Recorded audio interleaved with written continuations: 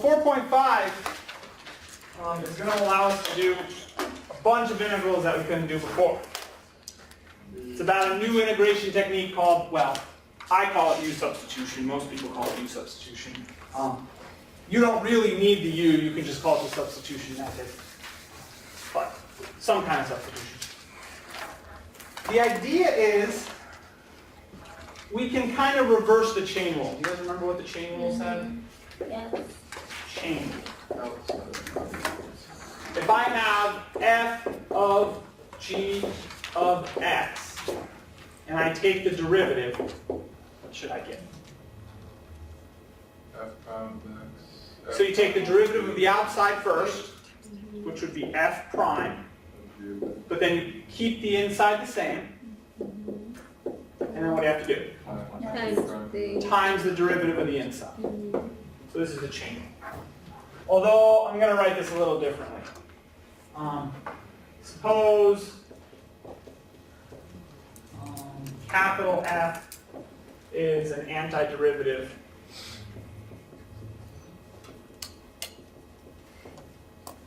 of little f. So what would the chain rule say about capital F of g of x? Derivative.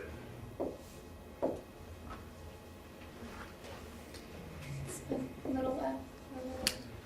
So if you have capital F, which is an antiderivative of little f, and you apply the chain rule, first you would do capital F prime of g of x times g prime.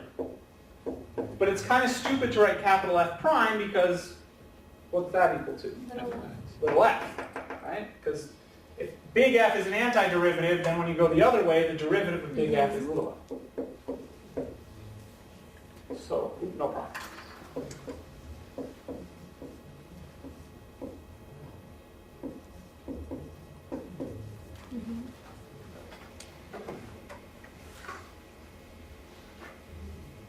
So what substitution does is it takes this equation right here, takes the fact that capital F of g of x prime equals little f of g of x times g prime of x. Takes this and integrates both sides.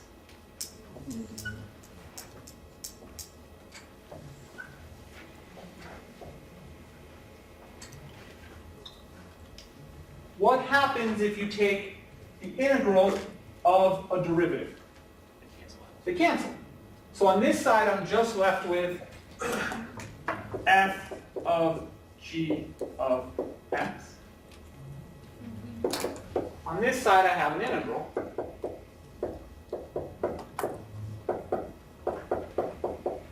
So basically, what substitution gives me, what the reverse of the chain rule gives me, is a way to take an integral that has a bunch of complicated garbage in it and simplify it to an answer. Now, it kind of helps to break down the garbage. Right? So the substitution rule is going to be applied when you have an outside function in your integral and an inside function in your integral. But additionally, not only do you need an outside function and an inside function, but you need the derivative of the inside function in there as well.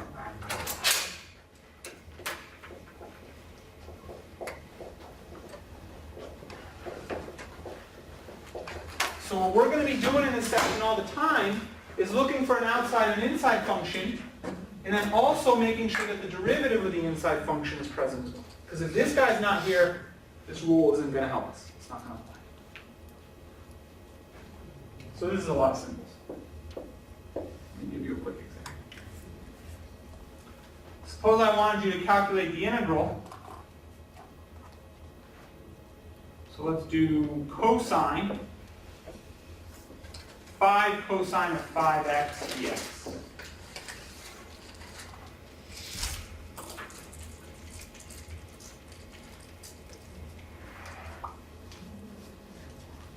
Do you see an inside and an outside function here? What's the inside and what's the outside? Inside's 5x, outside's cosine. In, out. And what else do you notice? there's a 5, which is the derivative, when we put d in, the derivative of the inside, right? Because the derivative of 5x is 5. So then what this tells me, because I have this format, outside function, inside function, derivative of the inside function, I can do this integral by just taking the antiderivative of cosine, which is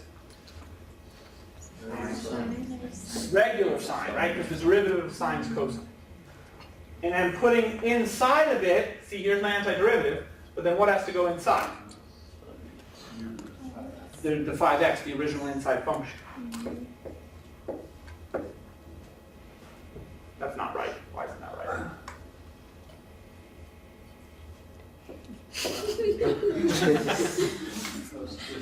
Oh. Well, C. Indefinite integral. Not any limits. Ooh, that's not looking good. It's not looking good for the test when they mark it off the level. So C. Okay. Now, whatever. Okay. This isn't. I hope this isn't super complicated. How can we check this, by the way? Take the derivative. What's the derivative of sine? Cosine, but you have an inside function, so times 5. Right? So the derivative is cosine of 5x times the derivative of the inside, which is 5. So if you do the derivative of this, you get this. Well, this isn't actually really what we care about. This is too simple to be what we care about. What if I fix it up a little bit and take out the 5? So if I just want cos 5x, indefinite interval.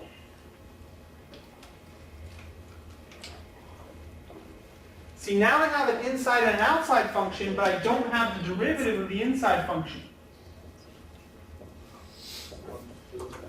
Which makes me sad, right? If I had the derivative of the inside function, then it would be good. We can do this still. There's a couple ways to think about it.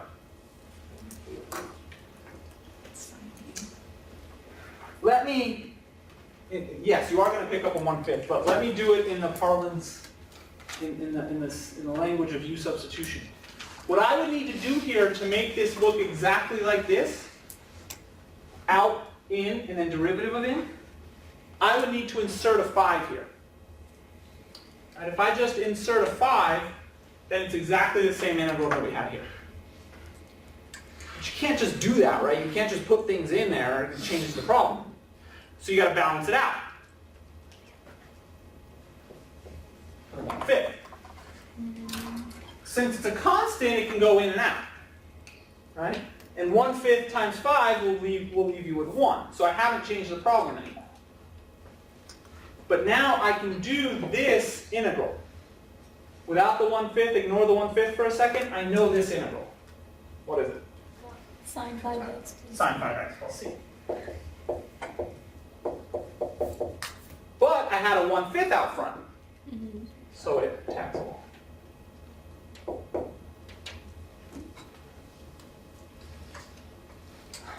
Another much less complicated way to do this, right, is to say, look, I know the integral of cosine is going to be sine. Right? I know this. I'm smart enough to remember that. But when I check this, it doesn't work, right? If I'm just willy-nilly saying, okay, cos 5x turns into sine 5x when I do my integral, does this check? No, because when you do the derivative, you get 5 cos 5x. So all we're doing is making up for the chain rule by putting a 1/5 out front. Now, when you do the chain rule, the 5 and the 1/5 cancel, and you get back here.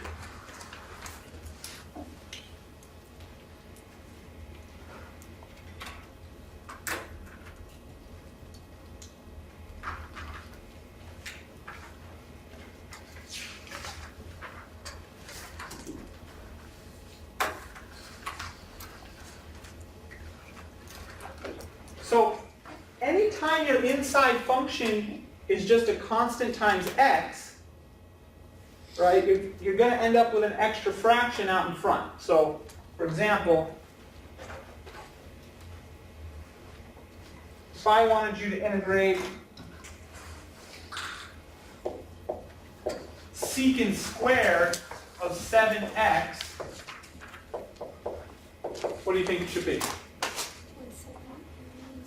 What's the integral of secant squared? Secant squared is tangent, right? The integral of secant squared is tangent. So tan 7x is your first thought. But if you were to check, with the chain rule you do a 7 out front. And you don't have a 7 out front here. So you need to make up for that by putting a 1 7.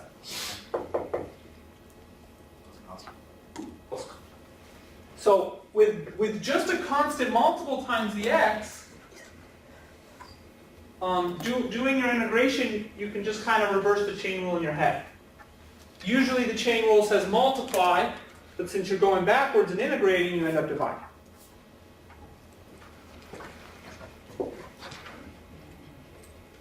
What about the integral of 5x to the 1/2?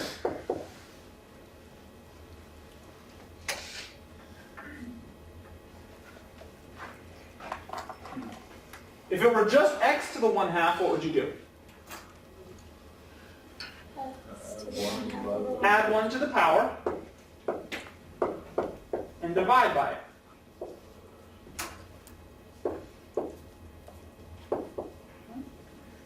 But because the inside has an extra 5, the chain rule is going to make you multiply by 5.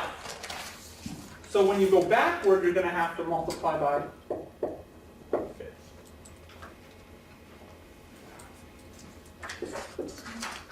When you flip this up, 2 over 15 times 5x to the 3x.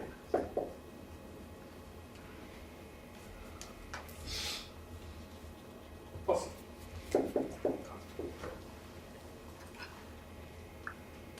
Wait, do you believe me, or do you think I'm just making crap up? Maybe you don't believe me.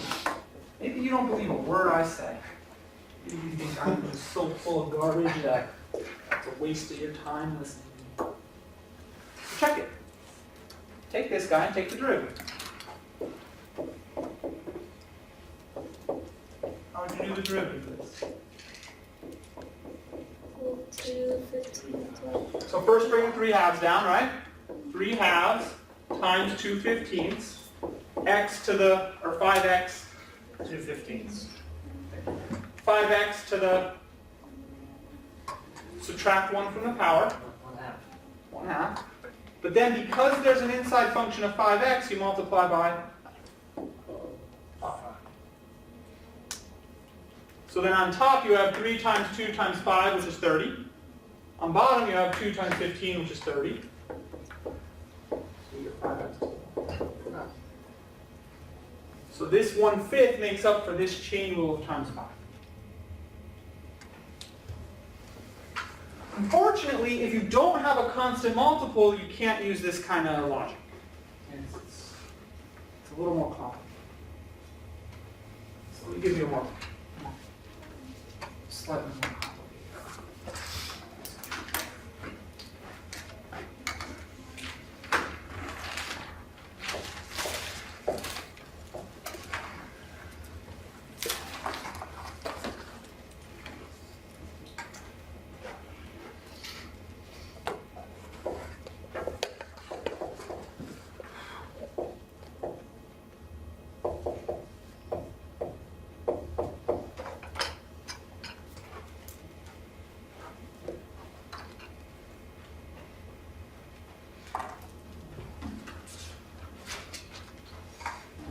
Massively more complicated, but this slightly more complicated.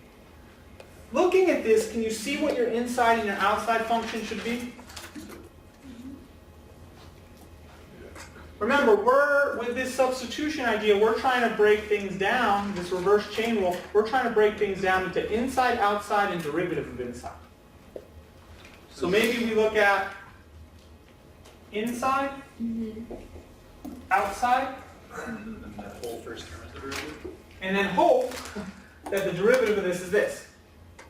Is it? Yeah. Because the derivative of x to the 8th is 8x to the 7th. Derivative of 5 is 0. So this is the derivative of the inside.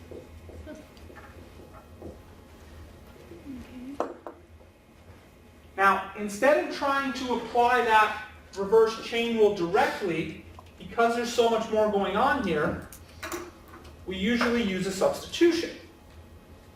Meaning we say something like, let u equal the inside function.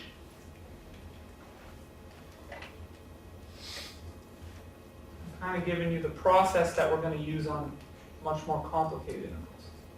When you have this format, and you can do this on simple ones as well, you can always do this. But when you have this format of in, out, and derivative of in, you set u equal to the in, then you take the derivative. What's the derivative of u in this case? 8x to the 7. My goal here is going to be to get rid of all the x's and change it to u's. And when I do that, it should simplify my integral greatly. But in order to get rid of all of the x's, this guy is taken care of. This guy is u. But this is not taken care of. 8x to the 7th dx, I haven't taken care of. So what we usually do is solve this equation for du. Right? Multiply up your dx. Treat it like a fraction. It is. Dx is just a small change in x. And you get that du equals 8x to the 7th dx. So in our substitution, look what we have. 8x to the 7th dx. So this guy is u, and this guy altogether, what's this equal to? U. D. So my integral becomes, when I substitute in, instead of writing x to the 8th plus 5, I'm going to write u. But this 3 didn't go anywhere, so I have to write u cubed. But then everything else forms your du. And this integral is ridiculously easy, right? Hopefully. Now you can actually calculate this. U cubed, u to the 4 over 4, plus constant. And you just plug. Unfortunately, our original problem had x's. So our answer should have x's as well. So you just plug where we let u equal right back where the u is. Right, so u is equal to x to the 8th plus 5, which means this will be x to the 8th plus 5 to the 4th over 4. Plus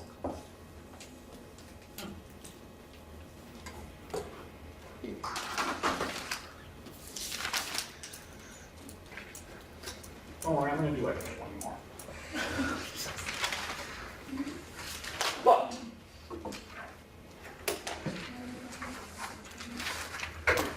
the idea here, when you have an inside function, an outside function, and then also the derivative of the inside function, you set u equal to the inside function, take the derivative, and then substitute in for everything so you will get rid of all the x's and have only u's left.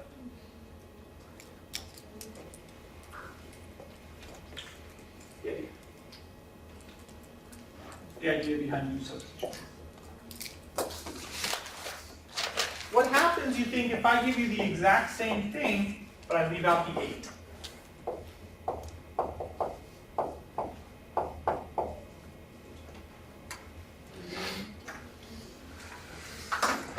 It's not the derivative anymore. Yeah, so now the perfectionists among you will say, well, x to the 7th isn't the derivative of x to the 8th, right? So I don't have this nice format. Okay, I mean, yeah, fine. But it's pretty close, right? You have in, you have out. And as long as you're off by a constant, right? As long as you're off by a constant multiple, like the derivative of the inside is 8x to the 7th. All we're off by is that times 8. This will work, right? This is approximately the derivative of the inside. It's close. So you can do this the exact same way. You're just going to have to make up for that 8 later. Multiply by 1/8. So let's set it up though. Let's set it up the same way so we get used to this notation. Let u equal, what do we always let u be? The inside. So then the derivative of u is equal to 8x to the 7th. And then if you solve for du, this is equal to 8x to the 7th dx. So what I need, there's a couple ways to do this. There's like 3 distinct ways to proceed from this part, or from this point. I don't know, I've used all the ways at different times in my life. What I've been doing lately is always solve for du, and then whatever you get here, you have to make match in the integral. So because I have 8x to the 7th here, I'm going to have to put an 8 in here. Otherwise, this doesn't match. But you can't just do that. Do you have to like 1/8? But if you put a 1/8 out in front, then you can just do that, because you haven't done it. So at that point, you have u right here, and then you have du right here. So this integral will equal 1/8, because this guy doesn't go anywhere, he tags along. Okay. But then you'll get u cubed from this, and then du from the remaining. And you can do the integral, and you can plug in what you know.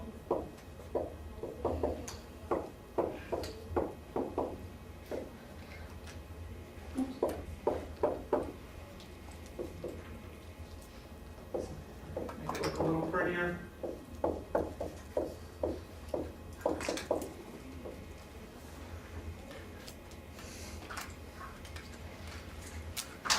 So the point here is, if your derivative is off by a constant multiple, that's okay, you can make that work.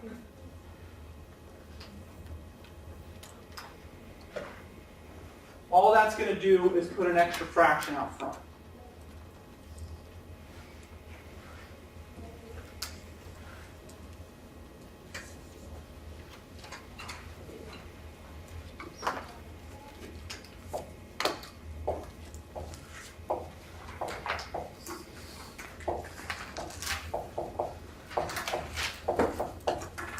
What do you think about this? Well, it's not even close to the derivative of the side. Yeah, this is not approximately the derivative of the inside. X to the 6th is not x to the 8x to the 7th and can never be made 8x to the 7th. So if you try to break this down with an inside, an outside, and then you try to tell me that this is close to the derivative of the inside, I'm going to say no. No, no, no. No, no, no, it's not. Right, because when you do your u substitution, when you set u equal to x to the 8th plus 5, and you get du dx equals 8x to the 7th, and you have du equal to 8x to the 7th dx, there is no way to change x to the 6th dx into 8x to the 7th dx. Or is there? What would you have to do to change this to x to the 7th? You put an x in here. You put an extra x in, and that makes it x to the 7th. But you can't put a 1 over x on the outside. Why not? It's not a constant. Right? You can't pull variables out of the integral. That's not a rule that we have. It's allowed. It screws things up. So if you try to put an extra x in to make this x to the 7, you'd have to keep the x inside the integral, like this, and then you've made your integral more complicated because you'll have u cubed and you'll have du, but you'll still have an x in there. So if this guy is off by more than a constant, you can't use u substitution. How would you do this integral, by the way? The long way.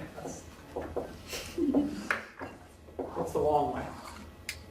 You're right, but what is it? Do two separate ones. Two separate ones? Never mind.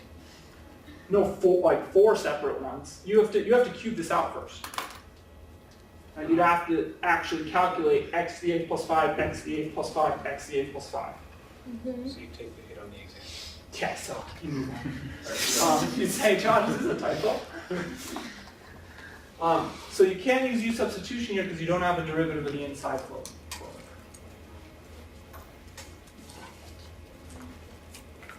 All right. Let me give you one more.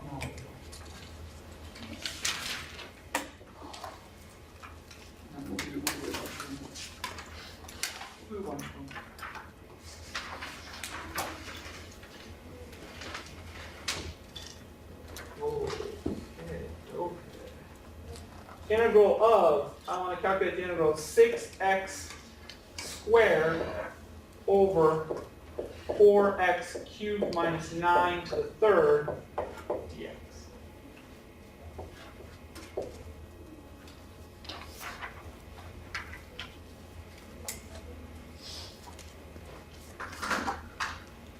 So remember, at the heart of u substitution, you're breaking something into an inside and an outside function. And then you just hope that the derivative of the inside is somewhere nearby. So what do you think your inside and your outside are here?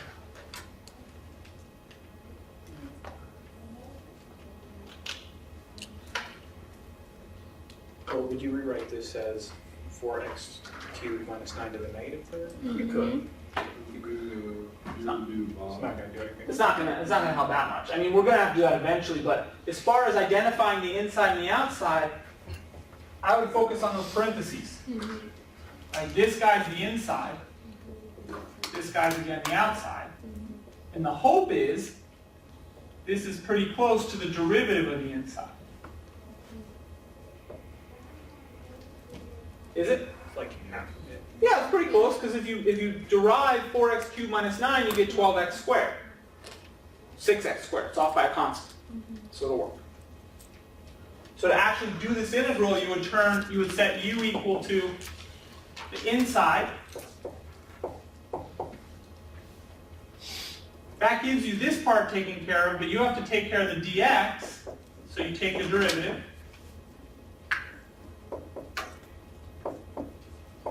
It's always the same process. Find u, find the derivative of u, isolate du, and then look for this inside your integral. Right, where is 12x squared dx? Well, I have 6x squared dx right here. So to force it into 12x squared dx, you multiply the top here by 2. Because then you'll have 12x squared dx. But you can't just do that. You gotta put a 1/2 up.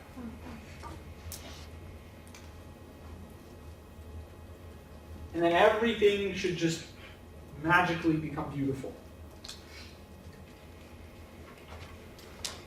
This will be 1/2 the integral of,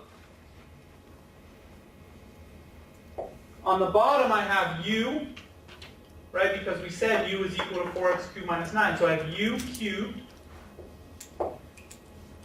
On the top I have 12x squared dx. 12x squared dx is just du.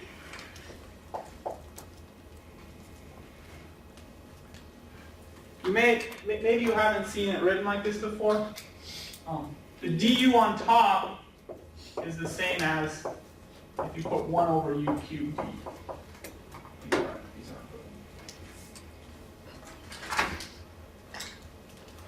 But the important thing is we got that 1/2 constant out front. That's definitely needed. How do we finish this integral off? Plug it in. Well, now we have to actually do the antiderivative. So now I would definitely change it to u to the -3.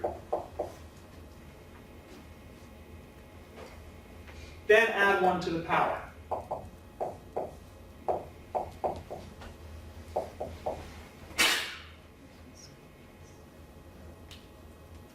And so I substitute to get all u's. Then I change it to a negative exponent so I can do my antiderivative. Add 1 to the power, divide, I forgot a negative. Right, if you have -2 exponent, you should divide a -2. But nobody cares about u. Because we started in x's. So you have to get back to x's. So plug back in. This will be 1/2 times 4x cubed minus 9 to the -2 over -2, or we clean it up.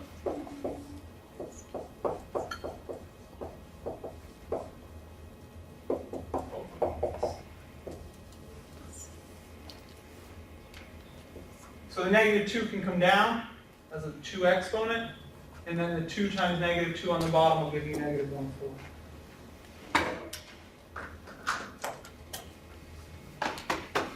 Okay, so next time I'll do more use substitution. We'll get some trig functions in there, and I'll move on.